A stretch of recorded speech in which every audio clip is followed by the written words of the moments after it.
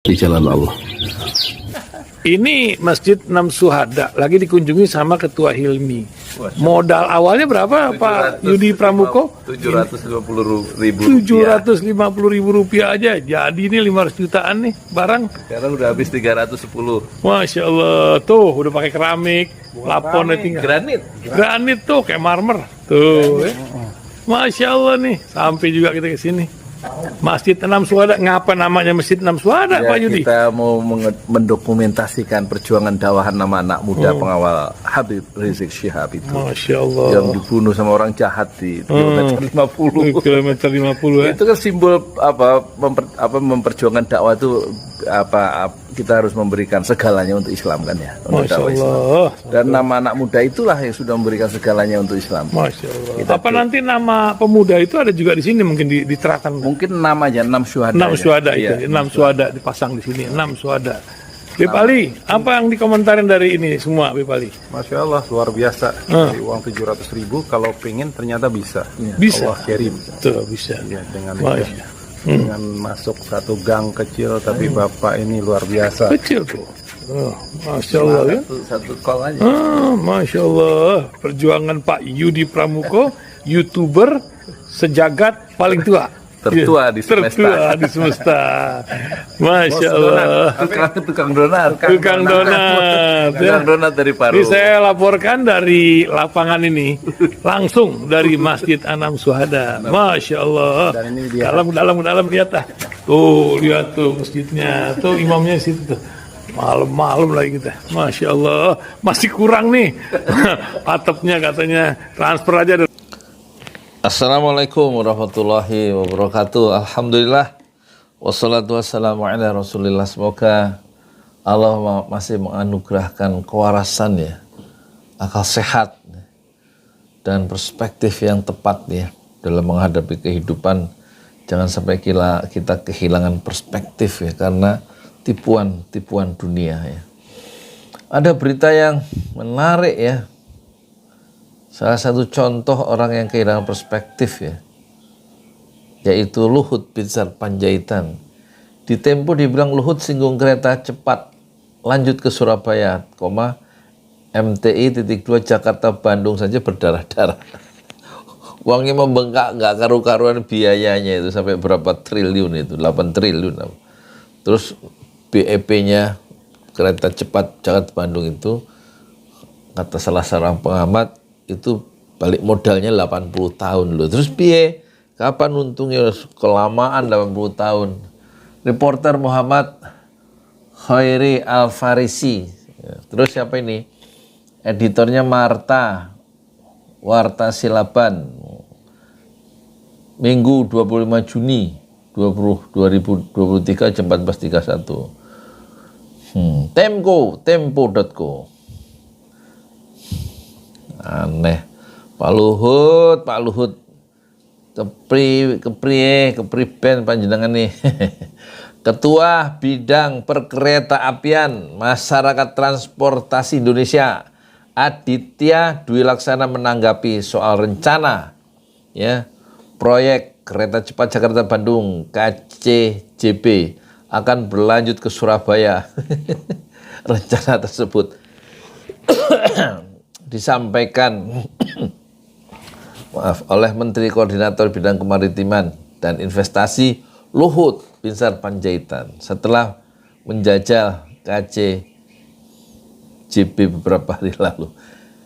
Jakarta Bandung saja berdarah-darah, bagaimana nanti mau diperpanjang sampai Surabaya, pasti jauh lebih berdarah-darah, ujar Aditya saat dihubungi pada Jumat 23 Juni.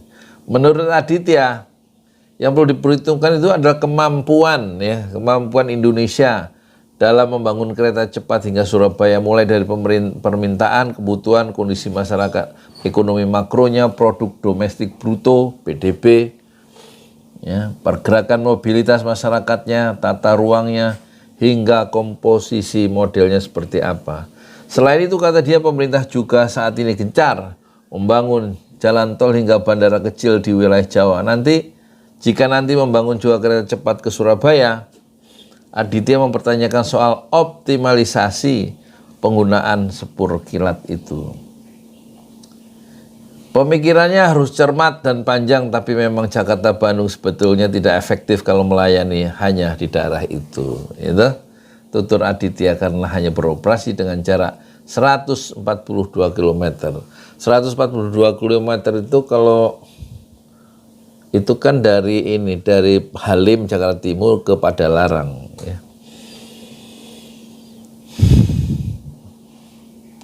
Luhut sebut kereta cepat dilanjut sampai ke Surabaya. Pengamat itu dua kemungkinan dikerjakan Cina lagi ya. Alah. Pertanyaannya kenapa? Karena satu kecepatan maksimal itu sulit ditempuh hanya kalau harus berhenti di beberapa stasiun. Selain itu, jika hanya Jakarta-Bandung, efek terhadap memunculkan wilayah pertumbuhan ekonomi baru hanya mengikuti seberapa jarak jalurnya. Sebetulnya kata Aditya, kereta cepat yang kompetitif itu jaraknya antara 200 sampai 800 km. Nah, pemerintah bandel dari dulu udah jangan karena terlalu pendek masih dikerjain. Ya kan, harusnya kan langsung aja Jakarta, Surabaya, atau Jakarta, Pamanukan, Bali sana, kereta cepat.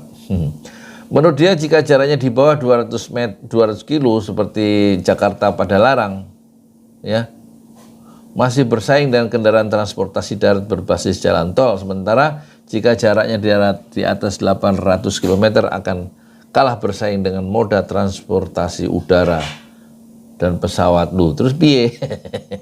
Sehingga kalau kereta cepat hanya beroperasi di Jakarta Bandung itu sebetulnya satu tidak optimal, dua enggak sustainable, sulit untuk berkelanjutan.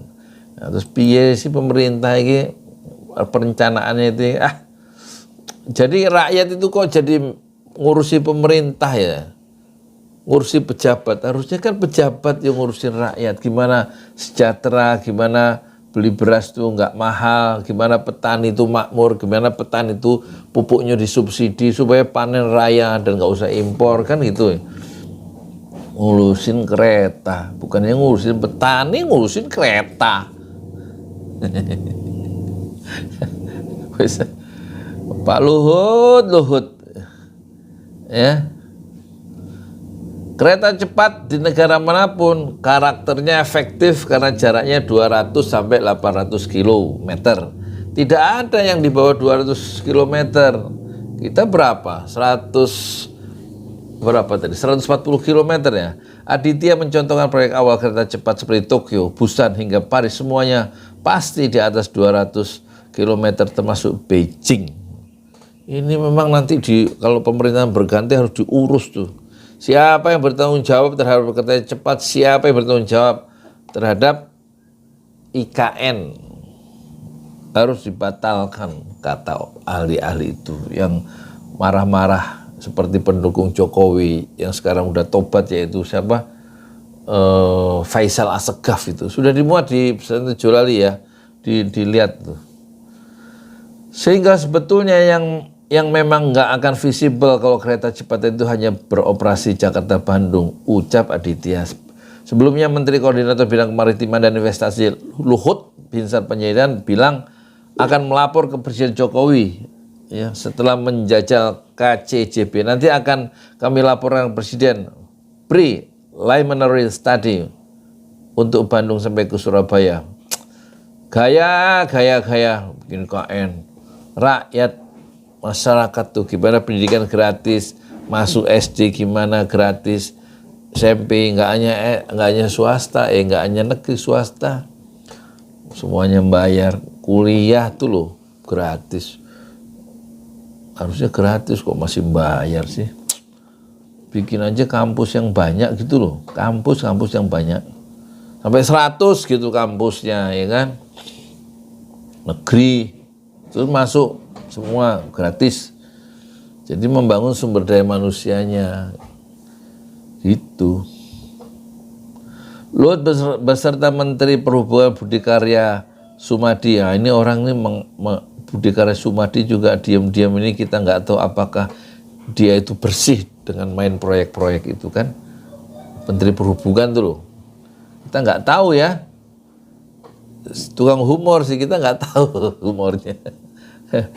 Dan beberapa pejabat lainnya menjajal KCJB. Luhut mencoba dari stasiun Halim hingga stasiun Padalarang, kemudian dari stasiun Tegaluar menggunakan kereta feeder, lalu kembali ke stasiun Halim.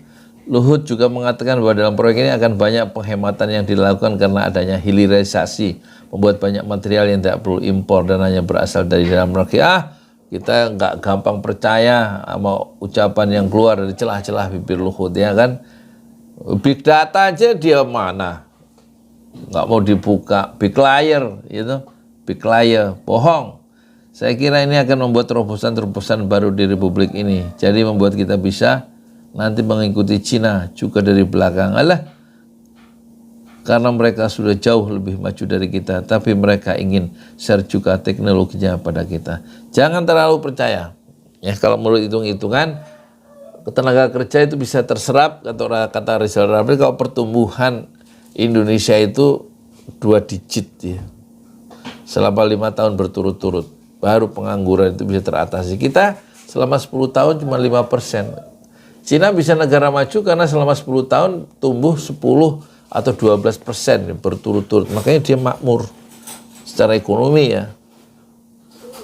Banyak yang banyak tenaga kerja yang bisa diserap. Kalau pertumbuhannya cuma 5%, itu pengangguran keleleran kemana-mana, nggak bisa kerja. Kenapa? Ya karena ekonomi nggak tumbuh. Nah, sekarang gimana ekonomi tumbuh mengharapkan transfer teknologi dari Cina? Lah ekonomi dalam negeri gimana? Itu kredit itu katanya cuma 18% kata Rizal Ramli, harus ditingkatkan sampai 30%, sehingga uang yang beredar di masyarakat itu banyak, ekonomi berputar karena uangnya banyak ya. Sehingga daya beli meningkat, ekonomi tumbuh, pendapatan naik gitu. Tapi kalau uangnya langka, jadi kalau menurut hitung-hitungan rasional, ya kita akan tetap jadi negara miskin ya sampai 2045. Nggak mungkin negara maju terus melakukan lompatan, itu nggak. Bohong itu omongan-omongan begitu itu kalau menurut hitung-hitungan rasional ekonomi ya. Tapi kalau cuman ada rasa megalomania, merasa besar dengan cita-cita besar tapi kemampuan terbatas dan dibangun semuanya dari utang, nanti yang bayar utang-utang itu siapa? Ya kita juga yang bikin susah kan utang-utang itu. IKN itu pakai 20% uang rakyat, harusnya kan 20% dari APBN dan juga berapa persen dari kereta cepat, itu kan bisa untuk rakyat, sejahtera rakyat, malah untuk hal-hal yang nggak berhubungan langsung dengan kesejahteraan rakyat. Suruh nunggu berapa tahun sampai sejahtera, harusnya presiden 5 tahun itu langsung menyentuh kesejahteraan rakyat, meningkat sejahtera manusia yang penting, bukan bangunan-bangunan itu yang dipentingkan. Ya kalau pejabat-pejabat itu bangunan yang dipentingkan. Koleksi mobil, koleksi rumah, koleksi tanah. Karena duitnya udah cukup. Lah rakyat yang banyak ini. Boro-boro beli rumah sendiri. Rumahnya aja nyicil. 20 tahun, 16 tahun, tipe 21. Itu rakyat kita. Bikin IKN. Rumah belum pada punya rakyatnya itu. Mahal. Gitu. Pendidikan susah. 3 tahun. Setahun ada 3 juta anak-anak Indonesia yang nggak punya ijazah SMP dan SMA. 10 tahun berarti 30 juta remaja-remaja Indonesia yang nggak punya ijazah SMP dan SMA. Bagaimana? Kok itu yang nggak diurus, malah ngurus kereta cepat, ngurus IKN, uangnya pada ke sono tuh. Itu. Ya sudah, kita malah ngurusin pejabat, ya. Harusnya pejabat yang ngurusin rakyatnya supaya makan cukup, pendidikan cukup, kesehatan cukup, kan gitu. Lah warisan-warisan legacy, nggak perlu juga legacy, itu yang penting amal soleh. Ya, legacy bangun kota yang mangkrak, bangun kereta api cepat yang bayar utang kita juga sampai berapa? Sampai berapa puluh tahun itu utang ke Cina itu. Pagi-pagi marah. Assalamualaikum warahmatullahi wabarakatuh.